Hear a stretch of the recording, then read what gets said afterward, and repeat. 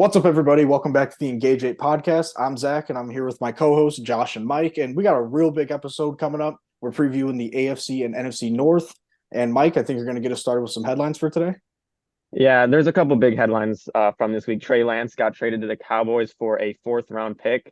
Sam Darnold is now the quarterback two for the San Francisco 49ers. So that was a big trade. Any opinions? Um, Not much except for I would hate to be a Niners fan if you didn't have the situation they're in. Because just looking at the Dolphins and looking at that trade, I know it's the picks go elsewhere and they got moved around, but they turned it into Jalen Waddle, Tyreek Hill, and Bradley Chubb for what the Niners got for a fourth round pick. So I mean, I'm in the same boat as you. Cowboys, I think it's a safe move just with Dak's injury history the last few years. And with Cooper Rush he was solid last year when Dak was out, but he's a backup quarterback for a reason. So there's always inconsistencies there. Trey Lance he's an insurance policy for now. Yeah, I agree with what you guys both said. Next headline is that Jonathan Taylor is more likely than not to be traded by the deadline tomorrow. So that's something to keep your eyes on. Josh Jacobs received a 1-year, $12 million contract. Is changing his number from 28 to 8. So he's returned with the Raiders and he will be ready for week 1. CJ Stroud is now Houston's quarterback 1. And the final headline that I have is Ryan Jensen's career is likely to be over after this is a Dove Kleeman tweet, so take it with a grain of salt. But he opted to not have the normal reconstructive knee surgery and opted to have a surgery where he would receive stem cells cultivated from umbilical cords donated from mothers who had C-sections. I'm not a doctor, so I don't understand how that works, but because he decided to have that surgery, it looks like he will never be able to play football again. that's wild. I got nothing else to say about that. That's just wild. Yeah, I mean, if any of us were doctors, I don't think we'd be doing this podcast. So, but yeah, I got no idea. It sounds awful. I hate this for him, but I'm hoping for a speedy recovery and that he's doing all good. Yeah, that's all the headlines I got for this week. All right. Looks like we can just move right on to start the AFC North then. For the AFC North, I have the Steelers starting out. For the Steelers, they added Allen Robinson, Isaac Semelu, Patrick Peterson, Nate Herbig, Quan Alexander, Keanu Neal, Cole Holcomb, and then they drafted Broderick Jones, Joey Porter Jr., Keanu Benton, and Darnell Washington, the big tight end. I like this offseason for the Steelers. They obviously still got Matt Canada calling plays, which has not been frowned upon from the Steelers fans for a long time now. Alex Highsmith is coming off a good season. They really need him to keep it up to keep that backside of the defense where it needs to be. And the biggest thing for me for the Steelers was they improved their O-line, but it's still bottom half of the league. It's a young group. So if they can overperform this year and get into the top half, I think that'll be big for Kenny Pickett, Najee, and everybody on this team. Yeah, I completely agree with you. One thing I want to focus on is their draft class. I think they had the best draft class of any team this year with Jones, Porter, Benton, and Washington.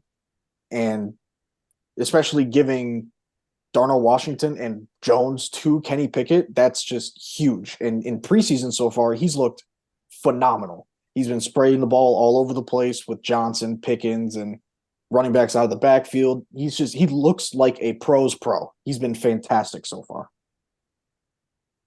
Yeah, to piggyback off what Josh said, this is kind of a bottom half offensive line, but they did grab Isaac Samulo from the Eagles. And one crazy stat that I saw last year was that all 5 of their starters on the offensive line last year played all 17 games, over 1,100 snaps each, which when they all play together, they're going to get better. They got better towards the end of the season.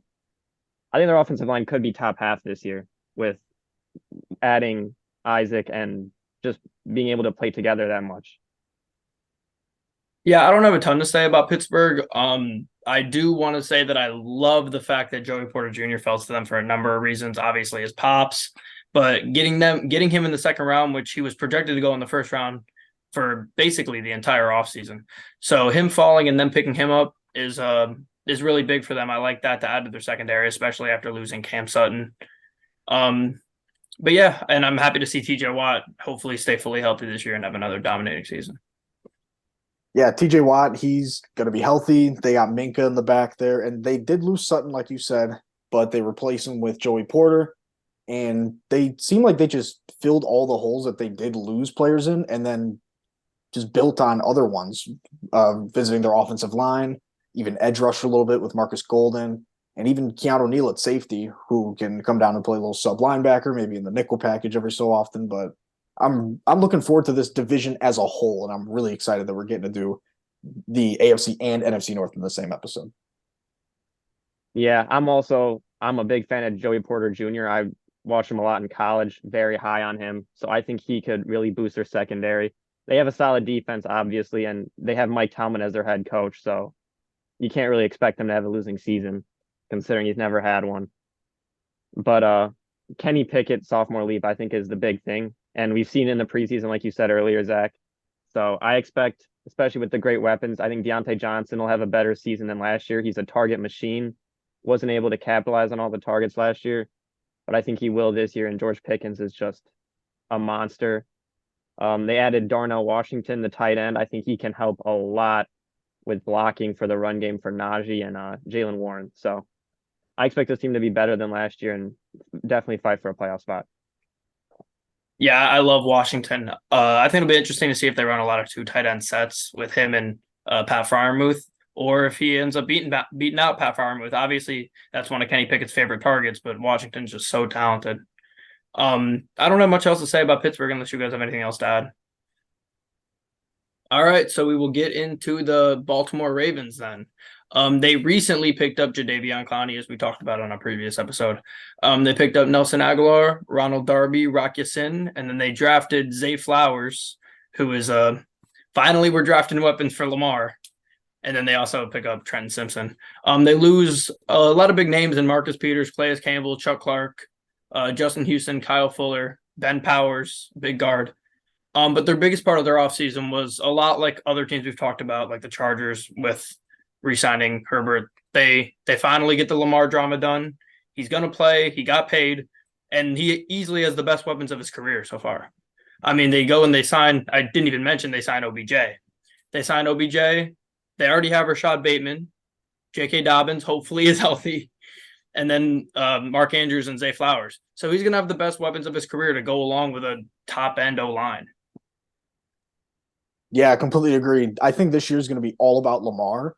And he's going to, if he can put up numbers like his MVP year where he threw over 3,000 and ran for over 1,000 and was just being smart with the ball and just putting it where he needs to, adding Odell, Zay Flowers, and another year with Bateman, that's a really good trio of receivers, not even to mention Mark Andrews, who he's got a good rapport with already and is just a top 2 tight end in the league.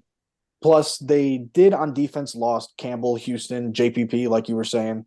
That's 18 sacks that they're going to have to somehow find somewhere else. And they only had 48 last year, which I say only, which is they definitely played well. But yeah, like you guys said, they have a very good O-line with Ronnie Staley, obviously, and Morgan Moses, 2 good tackles. Morgan Moses, they signed as a free agent last year. Tyler Linderbaum last year was the 6th best center by PFF as a rookie. So they have a great offensive line. There's nothing they can do much better on that O-line. They drafted Zay Flowers, like you said. They just signed OBJ. So their offense, they have better weapons. They still have Isaiah Likely and Mark Andrews, 2 solid tight ends. Lamar has all the weapons this year. They just need the defense to do what it did in the second half of the season last year. Because after that Roquan Smith trade, their defense definitely got better. And as they played with each other more, they got better. So they need their defense to step it up like it did in the second half of the season last year. Yeah, I've got a few camp notes. The first thing is, like I said, like we talked about, they do have a great O-line. But they lose Ben Powers, the guard. They were hoping to have Ben Cleveland come in and replace him, but apparently he's had a really poor camp so far. So he'll probably still come in and replace him, but it's going to be a significant downgrade from Ben Powers. And I'm a little bit worried about the pass rush. It's definitely the weakest part of the defense. Away has had a good camp, which they need. They need to have an elite pass rusher. But that's my only gripe with this defense because their secondary and their linebackers are top of the league. I mean, you got Roquan, Patrick Queen, and then you look at their secondary: Kyle Hamilton, Marcus Williams, Marlon Humphrey, Rocky Sin. They're set on the back end, so they just got to shore up that pass rush because it could be a situation where even though their secondary is elite, they could end up not putting up the best numbers because they just can't get to the quarterback. Yeah, and go off of what I was saying before about Lamar. They went 10-7 last year, and Lamar missed like half the year, and they almost won a playoff game against the what seems to be now a super team in the Bengals. And they're one fumble away from just going to the next round. And it's pretty crazy that Lamar wasn't even there for that.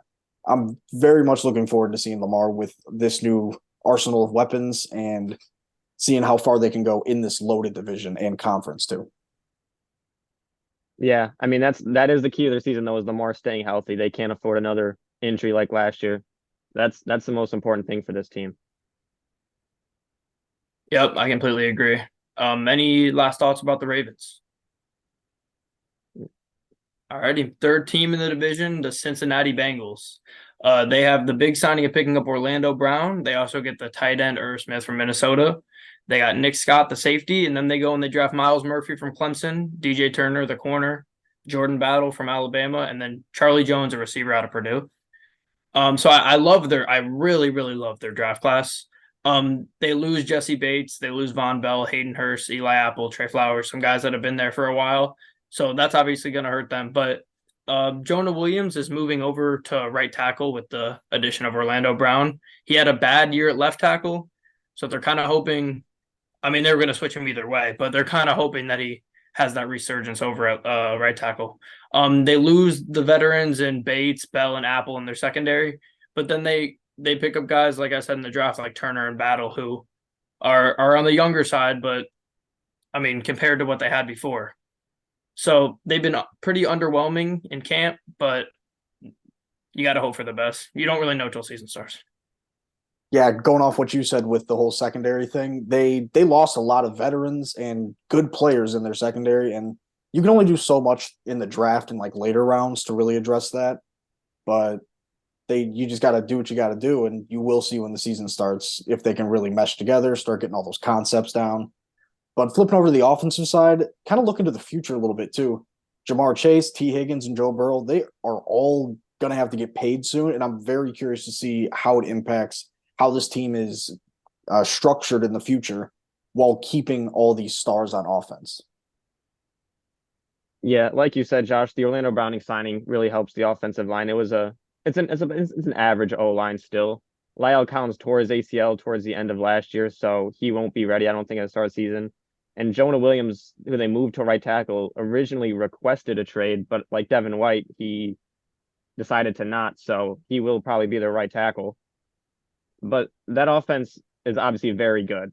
It's the defense. They have a lot of new faces. I feel like they might struggle at the start of the season, but I think they can get it going and compete for a Super Bowl this year. Yeah, I'm not sure. I'm not sure if I could see them competing for a Super Bowl, to be honest. They're in arguably the toughest division in football, in my opinion, and I don't think they got better overall as a roster. I mean, obviously, you pick up Orlando Brown, which is a huge signing, obviously, but I don't know. I don't see the talent, especially on the defensive end. They got a front seven they got a lot of vets on their front seven, which is important, especially for a championship contending team. But they're not their first round pick, Miles Murphy, has been pretty underwhelming in camp so far. They said he's been floating under the radar with a lot of the second and third units. So I think that's mildly concerning for them, especially when you want to hit on those late round picks in the draft, or sorry, late picks in the first round when you're trying to contend for a Super Bowl.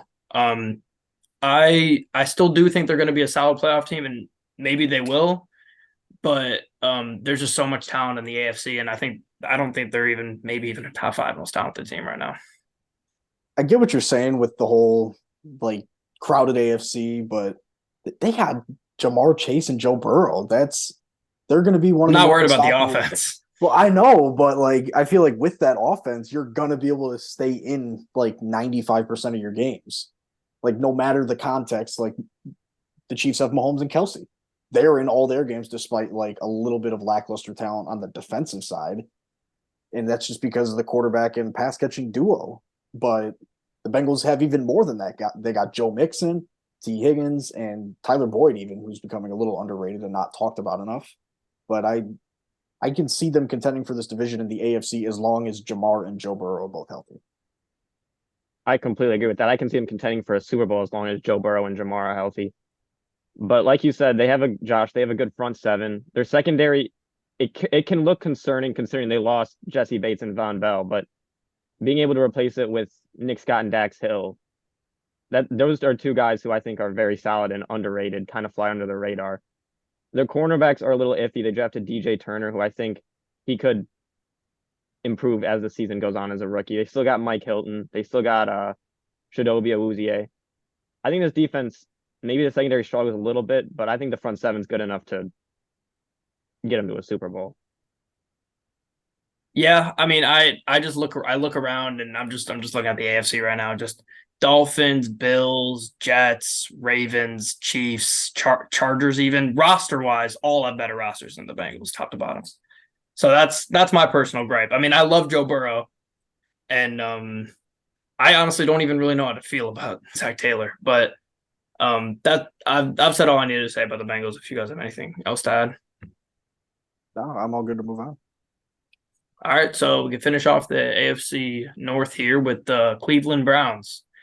They pick up Zadarius Smith, Dalvin Tomlinson, Shelby Harris, Elijah Moore, Juan Thornhill, Cedric Tillman. I really love their free agency overall. And then they don't lose that many important players overall. I mean, they lose Deion Jones, Jadeveon Clowney, who wasn't great, Kareem Hunt, which is obviously a big one to their offense, Greedy Williams. So they don't regress at all roster-wise. And then you get another year of Deshaun Watson getting to get used to this offense. And he has great weapons. It's a top 5 O-line and D-line combo in the league for me, in my opinion.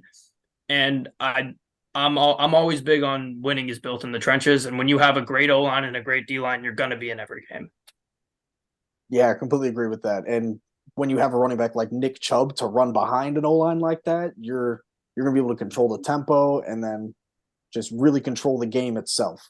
And a lot of this season for them is going to depend on Deshaun Watson. If he can shake off that rust that he was kind of showing last year and maybe return to that Houston form, they can really be scary in this division.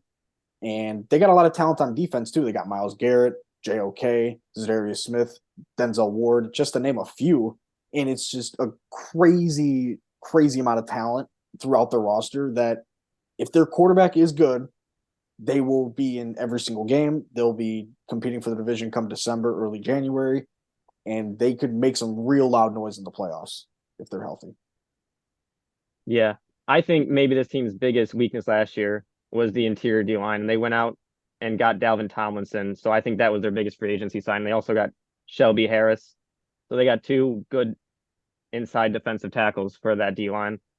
Like you guys said, their offensive line, you can't debate it. It's one of the top 5 offensive lines in the league. Great tackles, Joel Bitonio, Wyatt Teller, just great offensive line. And then Nick Chubb running behind it, like you said, Zach, that's scary.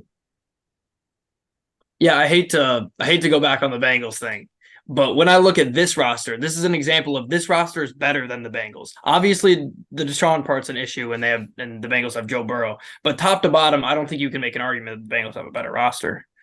They have better weapons, but that's neither here nor there. But yeah, I think it's a really big year for Deshaun. Like you said, Zach, if he can get back to his Houston form, this is one of the better teams in this division and possibly one of the better teams in the AFC. With the Falcons and the Texans, and those are some of the teams that I've loved what they did in the offseason. The Browns are also really up there for me. I like picking up Elijah Moore. I liked him out of college. Obviously, it didn't work out with the Jets, whether that's his fault or whether there was other circumstances, we don't really know. But I think him being able to be wide receiver 2 next to Amari Cooper could be really big for his career because he's still super young and he's super talented. Yeah, completely agree with you. And looking at their draft again, they ended up one guy I was really looking at throughout the entire pre-draft process, DeJuan Jones out of Ohio State. He was just fantastic in preseason from what I was watching.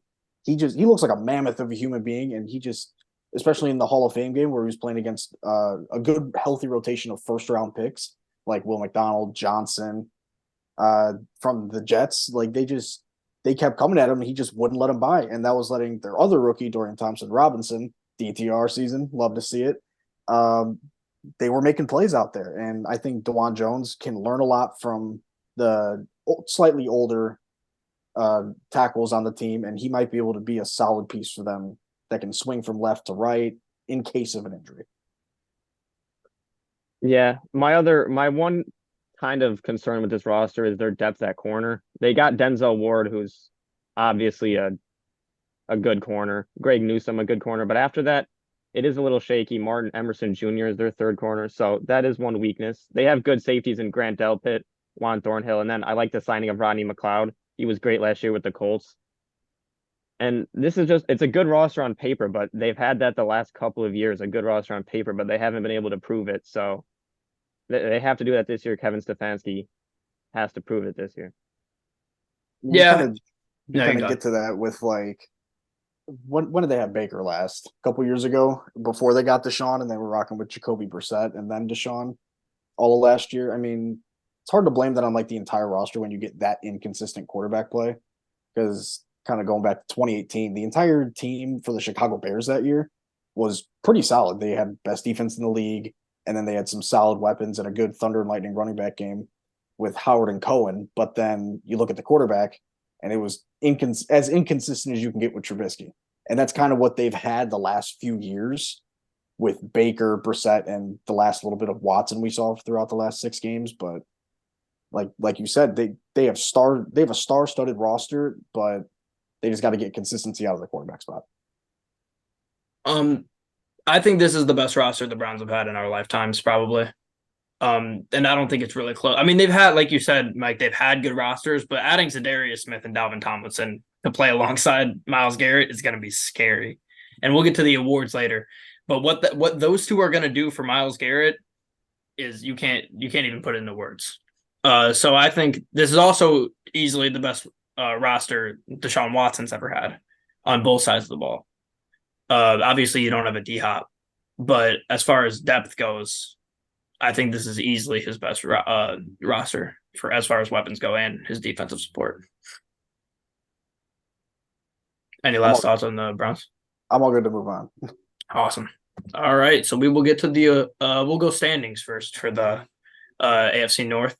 I got the Baltimore Ravens in first, the Bengals in second, the Browns in third, and the Steelers in fourth. This division's a bloodbath. You could make an argument for any one of these teams finishing first or fourth. It's not a knock on their talent. It's just like kind of bumping up the talent of all the other teams around them. Someone's got to be fourth. Right. I went with Ravens first, Bengals second, Steelers third, and the Browns fourth. I could easily see all 4 of these teams finishing above 500 and all of them even making the playoffs. But then you also have to look at AFC East and AFC West, where there's also a bunch of really good teams. There's going to be like 5 or 6 10-win teams in this conference, and it's going to be crazy to see how it shakes out. Yeah, I have the Bengals first, the Ravens second, Browns third, Steelers fourth. But I think all 4 of these teams definitely will be fighting for a playoff spot. It'll be interesting to see if all of them make the playoffs. Yeah, I don't see a world where they all make the playoffs just looking at the rest of the AFC, but I would be really shocked to not see all 4 of these teams in the hunt late in the year. I think they'll easily get three in.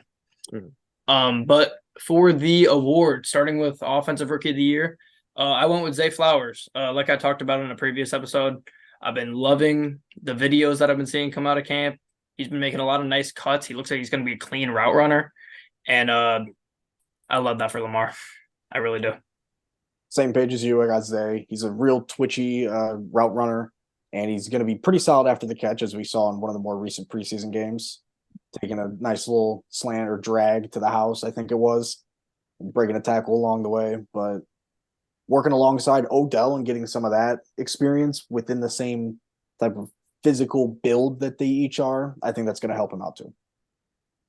Yeah, and I also have Zay Flowers. I think it's just going to be very fun to see him play with Lamar, like you guys said. Very shifty. fun to watch. All right, for defensive rookie of the year, I decided to go with Joey Porter Jr. Like I spoke about before, he was one of my favorite DBs coming out of the draft. And I'm happy for the Steelers that they got to pick him up when they did because he's not a second round talent. Yeah, I went with Keanu Benton. You could easily throw in Joey Porter Jr., but I don't know why. It's just something when watching Benton's game. It's just he seems to just eat up space and just be around the ball whenever the running back's going between the tackles. So I've been impressed with what I've seen off of tape with him, and I think he's really good. Yeah, I have Joey Porter Jr. I was very, very high of him coming out of Penn State. He was one of my favorite cornerbacks of the entire draft. I think he's going to have a great season. He's going to get a lot of playing time. He's very long, very talented. So I have Joey Porter Jr. Okay, for offensive player of the year, I went with Lamar Jackson. When you feel good, you play good, and it's hard not to feel good with that contract. So I think he's due for a great year. And like we talked about before, this is the best roster he's had around him in his career. And we've seen that he's been able to be an MVP. He's been able to be an MVP with worse rosters. So I went with Joe Burrow. I'd love to touch on the Lamar stuff, but that might come a little bit later. Don't want to spoil too much. But I got Joe Burrow. He's got a great arsenal of weapons. I think, like I said, they're going to finish second in the division. They're going to go deep into the playoffs, I think, and Joe Burrow is going to be a main reason why. Yeah, I was deciding between Jamar Chase and Lamar Jackson. I'm going to lean towards Jamar Chase.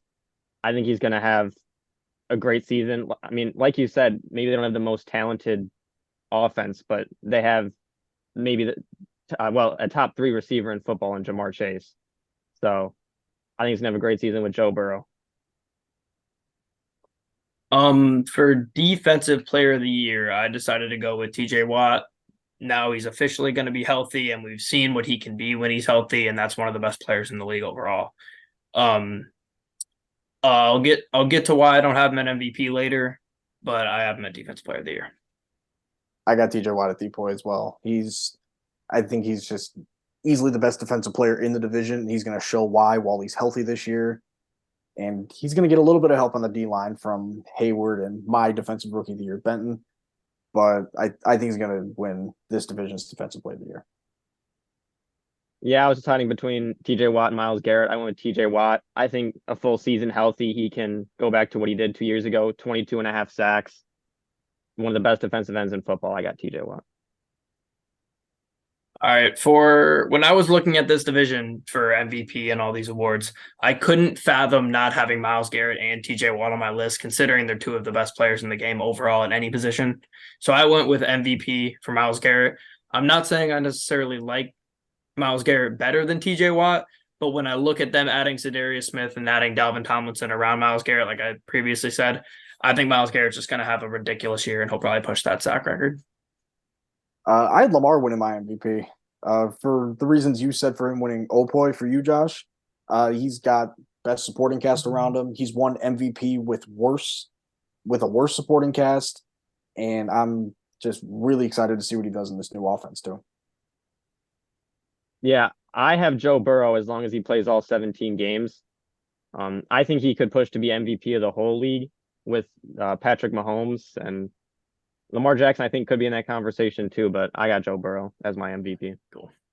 All right, so I guess we'll get into the NFC North then, and I'm starting with the Minnesota Vikings. They had Dean Lowry, Marcus Davenport, Byron Murphy, Josh Oliver, and then they draft Jordan Addison and Mekhi Blackman, the corner.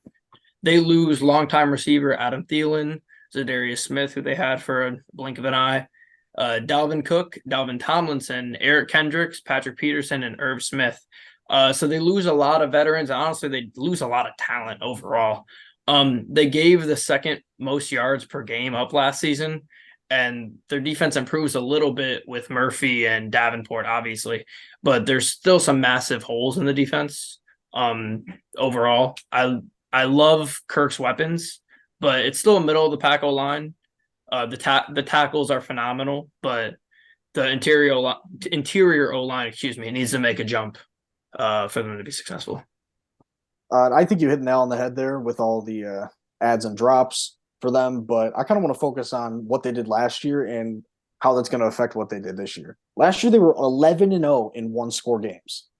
Like, law of averages, in my eyes, that leads me to believe they're not doing that again. No chance. Especially with the loss of talent there, there's just no chance. You have Justin Jefferson, sure, that's great, but 2,000 yards isn't going to win you 11 games in 11 one-score games. And they lost a lot of depth at corner, but they did add Byron Murphy like that. And then they also lost Cook, Kendricks, Thielen, like you were saying. It's just they lost too much talent to continue what they did last year. And it showed last year. They really seemed vulnerable against the Giants team, who was really underwhelming in the regular season despite their 9-7-1 record. Yeah, like you said, Josh, they have kind of a solid O-line. They have good tackles, but the interior of the offensive line is rough. Ed Ingram last year, I think he led the league in sacks given up as a guard with 11. He was a rookie, so hopefully he can improve for them and get better. But that's going to be big, especially if they lost one of the best running backs in the league, Dalvin Cook, and they're putting in Alexander Madison. So I think their run game will obviously be worse with Madison instead of Cook. I still think Madison's good, but he's not Dalvin Cook.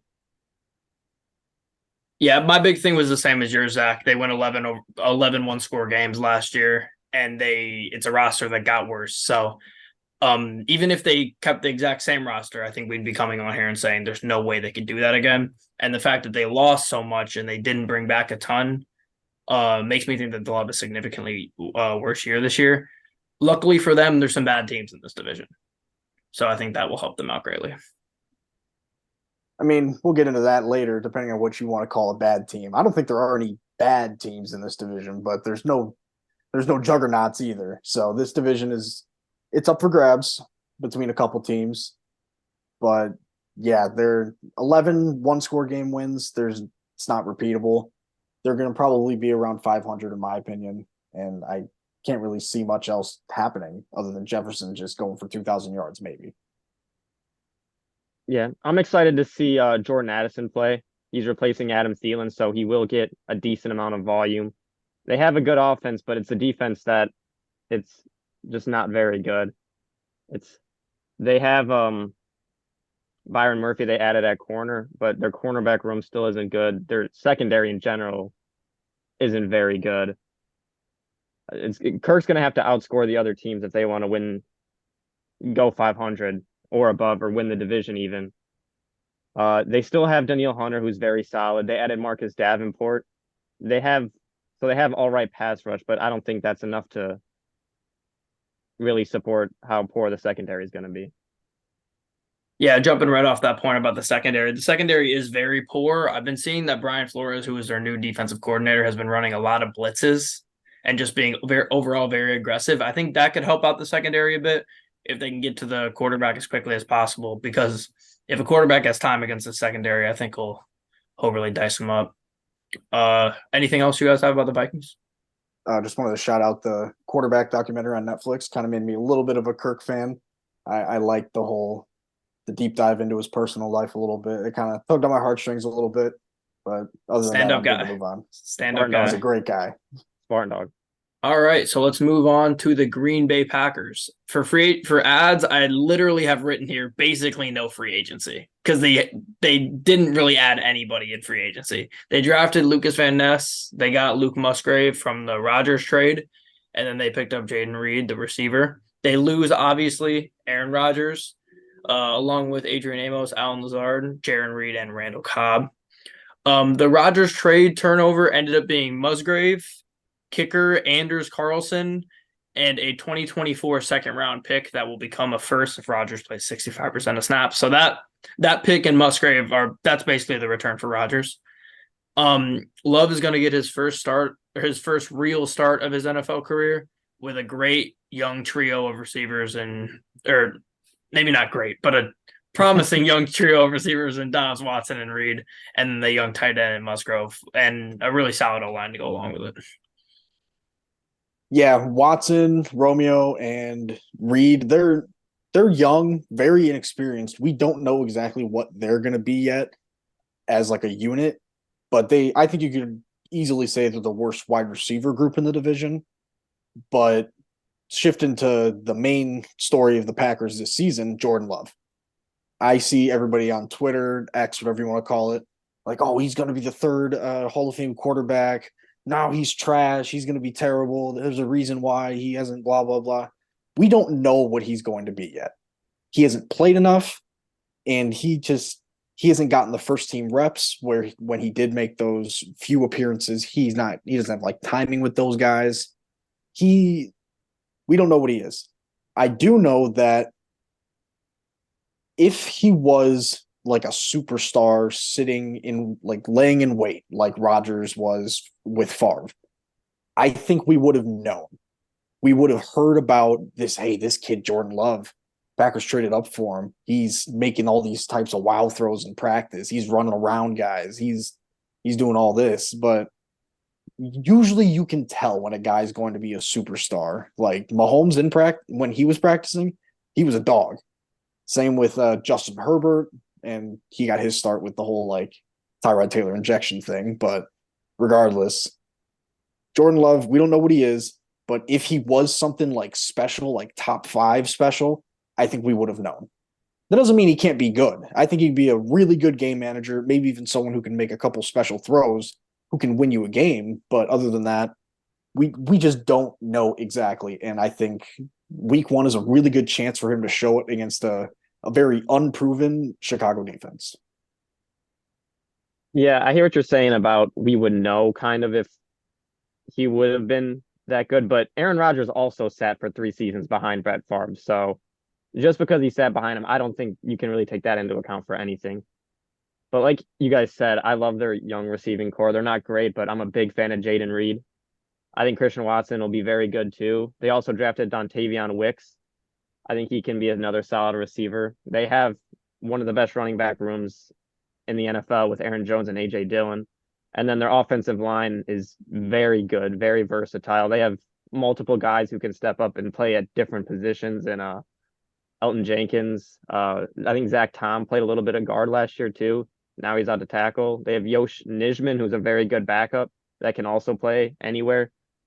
So obviously, like you said, Zach, the big question mark is quarterback, and can Jordan Love be any sort of like Aaron Rodgers? Yeah, I mean, I'm not totally moved by the offense. Obviously, everyone's pretty young and raw on the offense, but the defense, on the other hand, if Lucas Van Ness could end up being a great pass rusher for this team, they're just missing like one safety from being one of the best defenses in the NFL. So there's been a couple quarterbacks that we've talked about, Stroud, Anthony Richardson to an extent of the young quarterbacks, because obviously Love is older, but he's getting his first real season at the helm. He's in one of the best situations with Stroud and Richardson. It's not a situation like with the Bears where you get Fields, you draft him high, and he has a shitty offense, a shitty defense, and he has nothing around him. Here, Love he has young players on offense like we talked about, but just having an elite defense is so huge for a young quarterback. Yeah, going like you were saying with their defense, I wouldn't say they're going to be elite, at least not right away. A big part of that's going to be Rashawn Gary. He's 10 months removed from his surgery, and he just started getting into 11-on-11 action not too long ago. So he's still going to be on a snap count, probably week 1, working his way back in, kind of ramping himself up. But with Van Ness and Gary, if they're both at 100%, and Van Ness is at that top 15 pick, like expectation, and performs that way, that could be a scary duo for any team to really face. And the unpredictability of Love, I mean, could be making crazy throws, could not be. This team could make a push for a playoff spot if everything kind of turns out right for them. Add Kenny Clark on the inside, and Right, then exactly. maybe one of the better inside linebacker duos with Campbell and Walker. I'm not too high on Campbell myself, but Walker had a great season last year, though. That's undeniable. Outside of the whole touching coaches, maybe push unsportsmanlike issues, maybe push the couple training camp guys. Yeah, like you said, Josh, their main problem on defense is just they're missing a safety.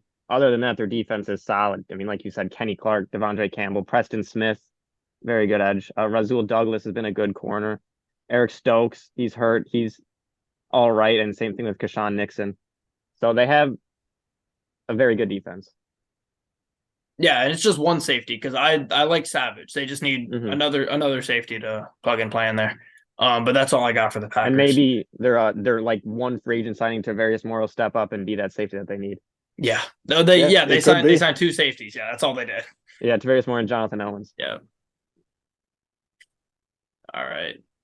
Zach, do you want to get us into the Chicago Bears? All right, yeah, let's rock and roll.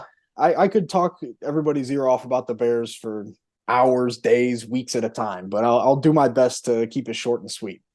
They lost Montgomery, Al-Qadim Muhammad, but he was a cut, not necessarily just to let him walk. They let Nicholas Morrow walk, and someone who got a significant number of snaps last year, Riley Reif, they let him go.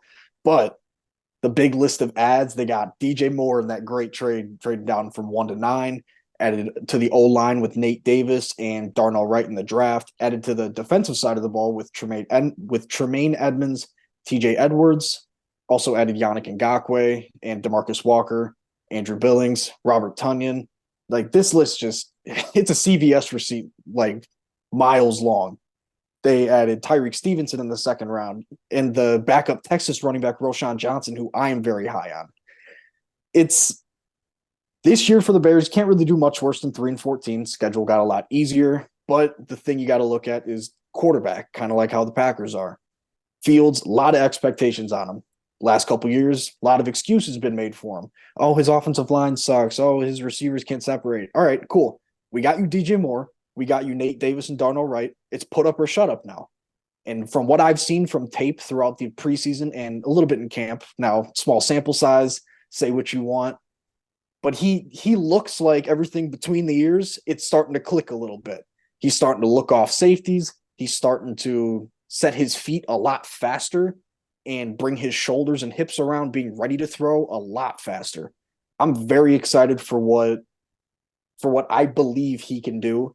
And a lot of any type of success that my Bears are going to have this year, it's going to be from Fields and that DJ Moore connection. Okay. So to address the laundry list of ads and no losses, when you have the most cap space in the league, that's going to happen regardless, unless you just don't spend any of your money. So congrats, I guess, on signing people with the money you had. But to shift over to Fields, it is still training camp, so we'll see. If we look at last year, obviously there were excuses made for him. He has to prove he can pass the ball though. Last in passing yards, 6th worst in the league on target percentage, 71.5%. 6th worst in the league in bad throw percentage at 19%. 19% of his throws were bad throws. That's 1 of every 5. That's really bad. That's really, really bad. It's almost like it's a wildcat offense, which is a little gimmicky. But you add receivers and DJ Moore and whatever you want to call that ad of Claypool last year. But I like that they got Nate Davis. If he plays, obviously it looks like their guards are having some trouble getting on the field in training camp. If he gets a really good O-line, he's going to put up great stats. The winning, on the other hand, I don't know, but we'll see. Yeah, that offensive line, I did really like their draft. I think they did a good job in the draft, but I think they're going to be rolling over every night trying to sleep if Darnell Wright isn't a good starting right tackle, because passing Jalen Carter for Darnell Wright, that's tough. I think Darnell Wright will be all right though. I think he will be a solid tackle. I don't think he has a Hall of Fame potential like Jalen Carter has, but like you said, Josh, with Justin Fields, there's a lot of stats that don't favor Justin Fields. One stat that I saw was that he was responsible for 24% of the team's sacks, which was 5th worst among quarterbacks in the NFL. So their offensive line, it wasn't as bad as people think it was last year. It was actually all right. Like I just said, 25% of the sacks were on Justin Fields. So this is a do or die season for Fields. Now they got him DJ Moore in that trade. He has weapons. They brought in another tight end, Robert Tonyan, and Mercedes Lewis, who will help in the run game. Great run blocker. They did lose David Montgomery, but I think the running back room will be fine with Herbert, Roshan Johnson, and Dante Foreman. All right, lot to unpack from you guys here, but I'm gonna kind of focus on what you said, Mike, with the whole Jalen Carter Darnell Wright thing. The Eagles, they ended up moving up giving up a 4th-round pick to move from 10 to 9 with the Bears after they traded back from 1 to 9. And I think the Eagles were in a better position to take someone like Carter. They've already got a culture in place where they have a lot of talent at that position, and they could afford to take a guy like Jalen Carter who had off the field issues in terms of conditioning, the whole like police incident that happened a couple months before the draft. And they also had a second first-round pick to be like sort of like a failsafe if he didn't turn out. Yes, he has potential to be the best player in the draft, even Hall of Fame potential, like you said. But when your quarterback got sacked 55 times, when he missed 2.5 games of the season last year, regardless of the number or percentage that were his fault, that's still a lot of times to get sacked when you just got pressure in your face constantly. It's a hard thing to play quarterback, and when the offensive line isn't what you need them to be, it just makes it that much harder. Just one more thing about the offense before I move on to the defense. There were a lot of excuses made about Fields not having the best receivers, and I agree that they don't have the best receivers. But last year they had a 5.2 drop percentage, which is towards the top of the league. So it's hard to make excuses when guys aren't dropping balls out here and like deliberately making Fields look bad. But to get off Fields for a second and focus on the defense, they have good linebackers. Obviously, that's where they spend all their money. An okay secondary. It's not great. You got a few names on there, and then a really, really poor pass rush. When you see fans freaking out about Yannick Ngakoue being the biggest pass rush signing, or honestly, outside of the linebackers, maybe one of the most exciting signings for them, what I've seen on social media, that's a problem. So I think the pass rush is going to really struggle. And because the secondary isn't top of the league, it's just okay.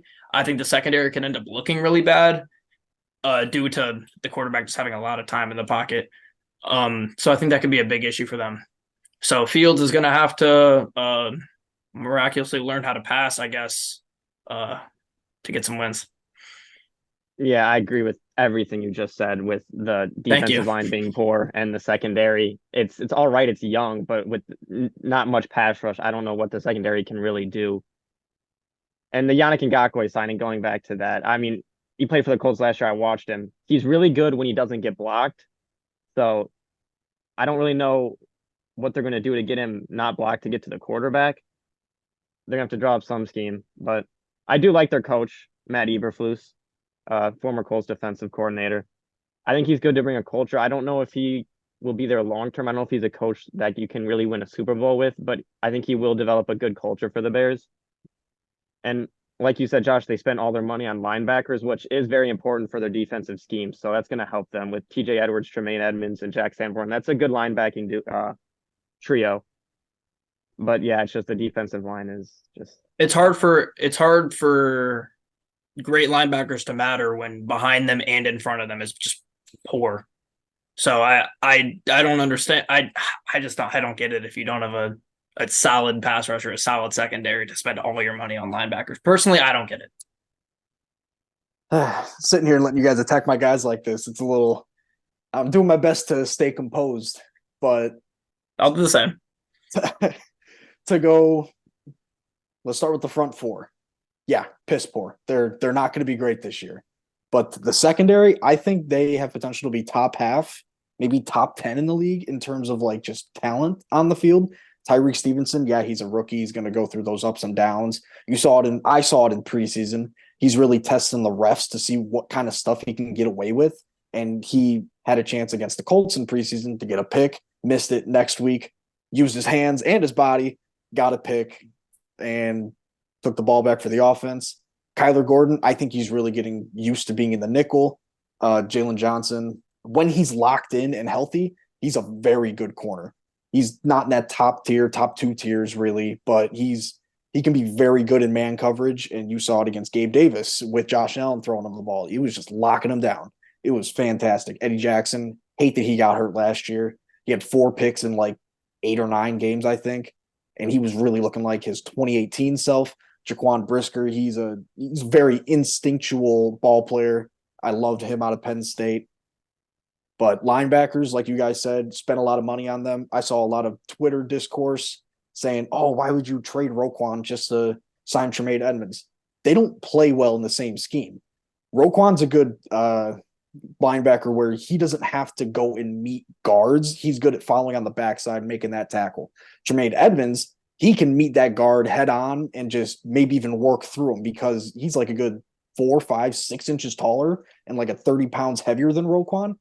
And that also helps in pass coverage too. When you want to run that too high safety scheme, when he's dropping back in coverage, it's hard to throw over him because he's got a big frame, 6'5". He's insanely huge. So that helps. Him and TJ Edwards were both top 10 in coverage grades last year. Adding that definitely does not hurt at all. But the defense's biggest weakness, easily pass rush. And yes, Yannick Ngakoue, he's great when he's not blocked, but that's still a little bit of an understatement. You don't just get 9.5 sacks in each of the last couple of years by only being unblocked. Yeah, I mean, I honestly, my problem with the linebacker signings is not them as players. I like Trey Edmonds. I like TJ Edwards. My problem is the fact that I don't understand spending all that money on 2 linebackers. But to get off that, I just wanted to touch on the Travis Gibson stuff that's been happening, him requesting a trade.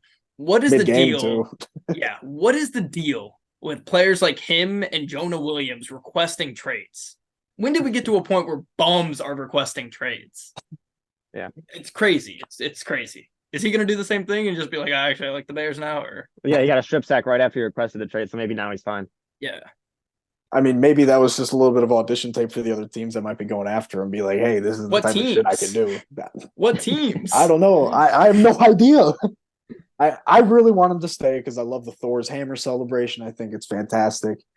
But if he only does it one time a year like last year, maybe he doesn't deserve a roster spot. But he also was going from a 3-4 to a 4-3 last year, where he's getting the hand in the dirt rather than standing up. So it all depends on what you think his issue is. If it's a schematic issue or he really is just, like you said, Josh, a bum. So I guess we'll find out if he gets traded or even just cut by the deadline tomorrow to get us down to the 53. But for me, I'm excited for the Bears this year because I expect Fields to explode, not necessarily into like Josh Allen, Joe Burrow, Jalen Hurts territory, but I think he will improve as a passer because it's another year in the system. He's getting an improved offensive line and stability around him. The situation is improved. He's got no excuses now. That is what I am holding him. Those are the expectations I'm holding him to. Yeah, I don't have much else to say about the Bears. Yeah, I got one or two more things. I think, like you said, Josh, or Zach, I think Justin Fields, I think he'll be better than last year. So I think he'll just be a really good fantasy football quarterback like he was last year. And then one more thing, I think one spot that they should be worried about, especially on defense. I know we said they have a good secondary, or well, maybe not good, but all right. But they can't really afford an injury, especially at the safety position. You lose one of Jaquan Brisker and Eddie Jackson, who are both banged up right now. That's gonna hurt that defense even more. Yeah, Taysom Hill was a good fantasy quarterback for a little bit too. So at the end of the day, you gotta get yards and touchdowns in my book. But are we ready to move on to the Detroit Lions? Yeah, let's get it going. All right, to move on to the Detroit Lions. They're also in that category for me with the Browns and the Texans and the Falcons of my favorite off seasons. They had Emmanuel Mosley and Cam Sutton to beef up that secondary. They had the Bears' David Montgomery to be the backup running back to their future draft pick. They return Marvin Jones. They bring in Teddy Bridgewater to be a backup. They return Graham Glasgow. And then in the draft, CJ Gardner-Johnson, I didn't mention either. Led the league in picks last year. Signed him. And then in the draft, they get Gibbs, Campbell, Sam Laporta, and Brian Branch as their notable draft picks. And it's been nothing but good news from all 4 of those guys so far.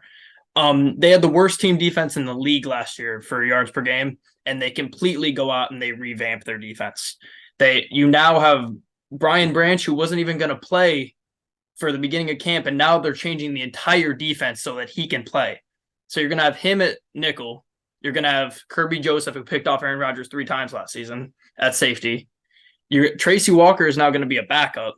CJ Gardner-Johnson is going to play safety, and then you get Sutton and Mosley to round out that secondary. Like I said, Campbell and Gibbs really had great camps. Campbell's been a preseason star so far in the limited reps that he's had. And I already touched on the back end of the defense, but the front end, this pass rush group has we have 7 talented pieces that are all just going to rotate in and out all season long. You have Hutch, Kaminsky, McNeil, Buggs, Harris, Okwara, and Houston. You have guys like Houston who are just going to be in there for speed rushing off the edge after he's sitting on the sidelines the whole game. He's a guy who goes out there and he gets sacks when he plays. I'll touch on the offense later, but I love to see just a complete revamp of a defense that was horrible last season. Yeah, going off what you said, their defense was really bad last year, and even if their defense was a little bit better, they probably would have made the playoffs. I love the way that they ended the year last year. They finished real strong, won a tough game in Green Bay that would have sent them to the postseason if not for outside implications with Seattle and all that. Their coaching staff very promising. Ben Johnson, you rave about him all off season, saying, "Hey, you give him multiple months to go toe to toe with Andy Reid, you might be surprised with what you see." I don't think you're too far off. And Dan Campbell, he's a player's coach. He gets the best out of every single one of his players. They had an insane draft class. Now that I'm looking at it through like a little bit of an unbiased lens. I know in the offseason I was like, "Oh, you take a running back with number 12. What are you guys doing?" But Jahmyr Gibbs, he's a very good player, and that I'm not just saying that because I took him in our dynasty draft. But Jack Campbell, he's a very intelligent linebacker. You can see back there he can diagnose a lot. Not that he's going to be Luke Kuechly, but he's smart in the way that Luke Kuechly kind of was when he played, where he could tell what was happening, and then his physical skill let him take care of it at that point. Brian Branch, surprised that he dropped that far, and then Hendon Hooker, I'm not high on him, but I think he's good for where they got him at. For Detroit, if they finish anywhere under 10 wins, I think they should be disappointed. This is their division for the taking. Schedule easier than last year just because of division alignments. And Bears and Packers, they have question marks across the roster, mainly at quarterback and with a pass rush involving the guys that you said, headlined by Hutchinson, who is probably going to get even better in a second season. This is their division for the taking, and I would be extremely disappointed as an NFL fan and a Lions fan if they don't take it right now. Yeah, like you guys said, Ben Johnson, great offensive coordinator. Dan Campbell, good head coach. I am kind of surprised, like you said, Josh, they finished 32nd in defense. I'm kind of surprised that they would bring back Aaron Glenn in that position. I know they completely revamped the defense, but you almost want to get a fresh face in when you finish 32nd in defense. But I do, just like the Bears, I loved the draft that they had. Obviously with Jahmyr Gibbs, Jack Campbell. I love Sam Laporta, the tight end. I think he has a lot of potential. And then Brian Branch, being able to get him as late as they did, that was a big signing. They have a very good secondary, and their defense in general they have a lot of depth on defense, and that's something that every team wants. Yeah, I mean, as far as the Aaron Glenn point, I think it's mainly a culture thing is why he stayed. There's just the culture going on in the Lions locker room right now is a culture that they have not had in my lifetime, and a lot of lifetimes of people older than me. I mean, they haven't won a division title or a playoff game in over 30 years now. So this is the year to do it. You get Ben Johnson to shape Jared Goff into this quarterback that he hasn't been in his entire career. Jared Goff's playing the best football of his career. Number 4 offense in yards, 5th in points last season. A top 3 O-line. Honestly, top 3 is generous. I think they have the best O-line in the league, but I would take arguments. Maybe a little biased. Yeah, a little biased maybe. Eagles. I would take Eagles and Browns, maybe Those Falcons. are the only 3 you could really argue for number 1. Yeah, so I wanted to be generous to say top 3, but I do think they have the best O-line in the league. And then you add weapons like Gibbs and Laporta. Gibbs is not – when they drafted Gibbs with the 12th overall pick, they did not draft a running back. They drafted a weapon, and people are starting to realize that now, and I'm happy because he's going to go out there and he's going to be the receiver that we need when J-Mo's out for 6 weeks.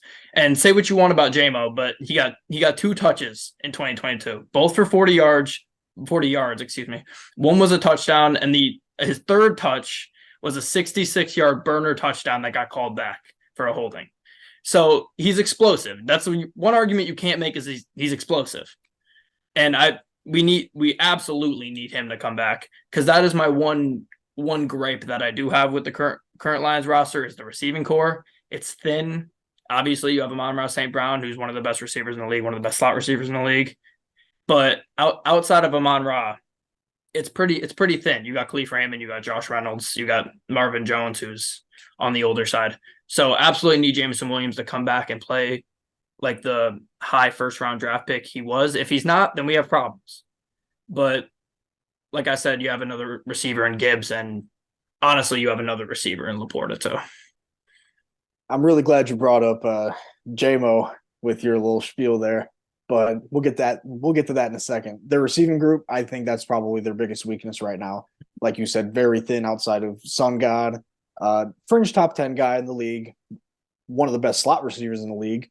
Whether he's a slot merchant, we'll see later. But Goff, I think he's the right guy to get the ball to the receivers. But Jameson Williams, he's got all the tools to be a 1,000-yard receiver, 1,100-yard receiver year in and year out. He's got crazy speed. It's a shame that he got hurt in his final college game, which probably did tank his stock a little bit. But the Lions did not hesitate. They traded back into the first to get him. I respect that. And especially taking advantage of the Vikings while doing that. I love that. But having to go against Amon-Ra and JMO for what seems to be the foreseeable future as a Bears fan, it's not going to be pretty. Yeah, that's about all I got. Yeah, like you said, Josh, they have a very good offensive line, and they have a lot of depth at offensive line too with Graham Glasgow too. A lot of depth at running back, David Montgomery, Jahmyr Gibbs, they have backup quarterback. They have a lot of depth on this team, which is very impressive. It's a very well constructed roster. Good tight ends, Sam Laporta, Brock Wright. But like you said with the receivers, Jameson Williams, yeah, he's electric, but he hasn't been able to stay on the field yet with suspensions. He got injured again. So he has to be able to stay healthy if this team really wants to make that jump. Yeah, just to address a couple of those things before we finish up here with the Lions. But yes, Graham Glasgow, that's a huge signing. Vitae was hurt the entire season last year, and he has been prone to injuries. He's been great when he's been on the field, but he's been very prone to injuries. And the Lions in general have been prone to injuries on the interior offensive line in recent years. So having Graham Glasgow in there, a veteran to be able to slide in there if you need him is huge. I'm really excited for week 1, Thursday night. 2 of the best play callers in the league on the offensive end. It would be great if we had another Goff Mahomes shootout, but the Lions defense is significantly better. I don't know how else to put it. But that's all I got to say about the Lions. I got one last thing to say. The Tampa Bay Buccaneers have more recently won this division than the Detroit Lions, and they haven't been a part of this division for 20 plus years. I felt the need to say that, but I think the Lions are the favorite to win this division this year, and I would not want to be a Lions fan if they don't, because I will be ruthless on Twitter if they don't, because they have been talking a lot. Finished over 500 once, and they got the nerve. Granted, they showed a lot of promise, but come on, act like you've been there a little bit. For the Tampa Bay Buccaneers thing, I'm glad to know you're doing your research off NFL memes. That's sick. And the Lions fans on Twitter are not scared of you. So just get that out there now. Bears fans talk a lot on Twitter too about Fields. My God. Oh, 100%. We are loud and proud. Okay. You got something to say? Well, last thing I have to say is the Lions, the one thing, they just have to hope the NFL doesn't figure out Jared Goff again like they did when he was on the Rams. He didn't have Ben Johnson on the Rams.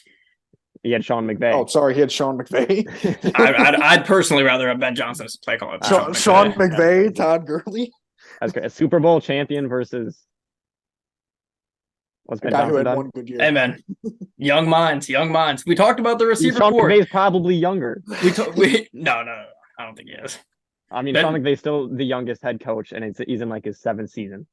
I don't want to turn this into trashing Sean McVay, but like we talked about the receivers last year, and they traded away Hawkinson too.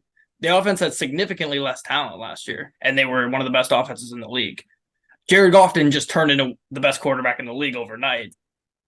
Okay, he's not the best He quarterback. didn't turn into the best ever. You never That's turn what- into the best Not even quarterback. top five.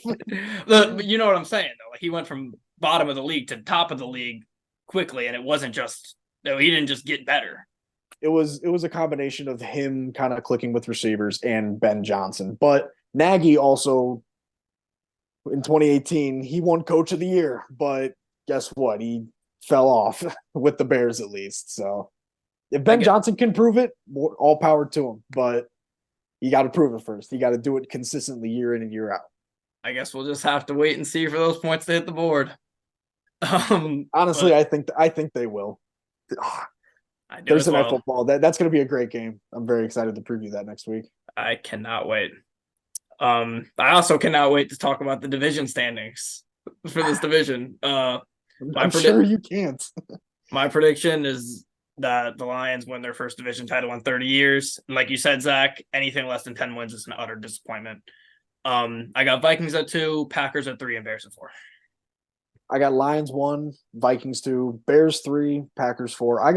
I think the Packers have the better overall roster than the Bears, but the Bears that potential with Fields, if he does pop, which I think he will, I think that takes them into third place for now. Yeah, I got Lions 1. I'm struggling to put the Vikings at 2, but I think I'm going to put the Vikings at 2 just because of how explosive their offense can be. And then Bears 3, Packers 4, just because of the question mark of Jordan Love at quarterback. All right. To move on to the awards for the NFC North. Offensive Rookie of the Year, I went with Jahmyr Gibbs. He's going to dominate on the ground. He's going to dominate through the air. With no J-Mo, he's going to be our receiver too. So I was kind of split between Jahmyr and Jordan Addison. I just like Jordan Addison like as a little bit in the conversation because he's playing alongside Justin Jefferson, who's going to get a lot of attention. But it'll probably be Jahmyr Gibbs, especially with J-Mo missing a lot of time, like you said. Yep. I have the same thing. I have Jahmyr Gibbs. And I don't mention to Jordan Addison because I'm excited to see him play. But I have Jahmyr Gibbs. I think he's going to get a lot of volume, a lot of touches. Maybe not a lot of touchdowns, but he'll get a lot of catches. He'll have a good season. yeah, Addison does have a legal speed. But for Defensive Rookie of the Year, I went with Brian Branch. Like I said, they changed their entire defense to fit Brian Branch. He's hard hitting. He knows where to be on the field, and he can play nickel and safety. So any injury that occurs in the secondary for the Lions, he'll be able to slide in there and fill spots. I'm just so excited to watch him play. I got Jack Campbell actually, and it feels weird that I'm complimenting so many Lions players. I hate that I Bring have it to do on, that. bring it on. I hate that I have to do it, but you gotta give them their flowers. Jack Campbell, like I was talking about before, he's insanely intelligent. Gives me Luke Kuechly vibes pre-snap, and it's just he's gonna rack up a lot of tackles. He's gonna be a playmaker for him. Yeah, I think it's between Lucas Van Ness, Brian Branch, and Jack Campbell. I'm going to go with Brian Branch, though. I think getting him that late, I think he'll be on the field a lot, and he'll just make a lot of plays for that Lions defense. Yep, I'm gonna end my personal run of Lions here with Jared Goff. I just love the situation. Like, I mean, I'm gonna try to not talk about Ben Johnson anymore here, but he has Ben Johnson, one of the best O-lines in the league, top weapons. He's gonna dominate again. He would have won it last year if we did a postseason. For me here, a little bit of my bias is going to come out, but there's some good data to back this up. I think Fields is going to win Offensive Player of the Year in this division. He's going to do a decent amount on the ground, improve as a passer. He's going to make a lot of really good plays. And like I said, if he's getting smarter and just better in general, I think he becomes one of the better players in the division in general.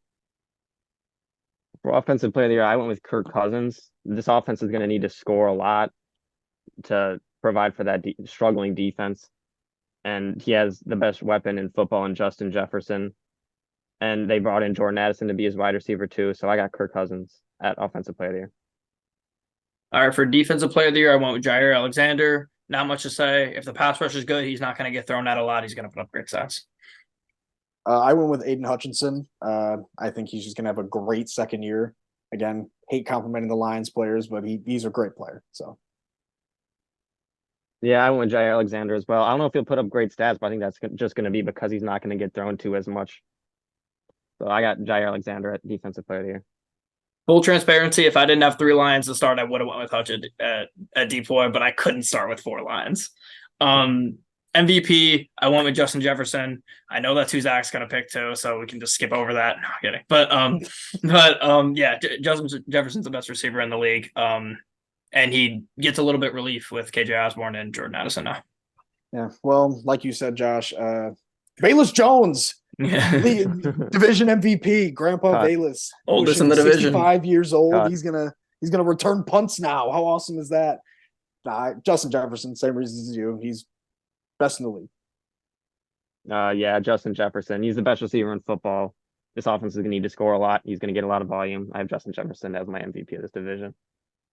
All right, so that'll wrap up the final division preview of the preseason. I don't know about you guys. I'm really excited to get in the season.